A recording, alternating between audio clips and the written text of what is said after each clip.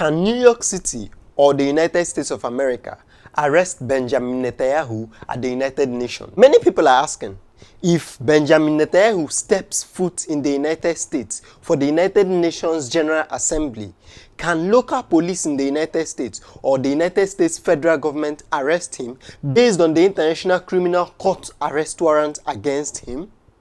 Let me explain. When New York politicians suggested that its authorities are going to execute the arrest warrant issued by the International Criminal Court against Benjamin Netanyahu, it raised lots of confusion and lots of legal debate. Under the American Constitution, foreign policy and international extradition are federal powers. This means that the arrest warrant issued by the International Criminal Court at The Hague is not the same as the warrant issued by the domestic laws of the United States. The local police has zero powers to execute an arrest issued by the ICC unless the federal government of the United States validates it, and then it takes us to the next hurdle. First, neither the United States nor Israel signed the Rome Statute, which is the treaty that created the ICC.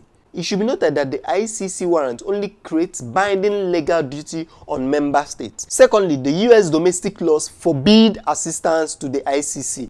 Under the American Service Members Protection Act, often nicknamed the Hague Invasion Act, and executive orders protecting non-member allies, federal authorities are legally prohibited from detaining or surrendering protected foreign officials to the court. Even if the major stars align, there are international treaties protecting his visit to the United States. Under Section 11 of the 1947 United Nations Headquarters Agreement between the United States and the United Nations, the United Nations is bound to grant unhindered transit to diplomats and head of states who are traveling to the United Nations headquarters. While there are exceptions to the effect that the United States can deny visiting visa to diplomats who are visiting the United Nations, arresting a visiting foreign leader under a treaty the United States is not even a part of violates the international host state obligation. The call to arrest a foreign leader in New York creates an intense political atmosphere under the international law and the domestic laws in the United States, makes the detention of Netanyahu impossible.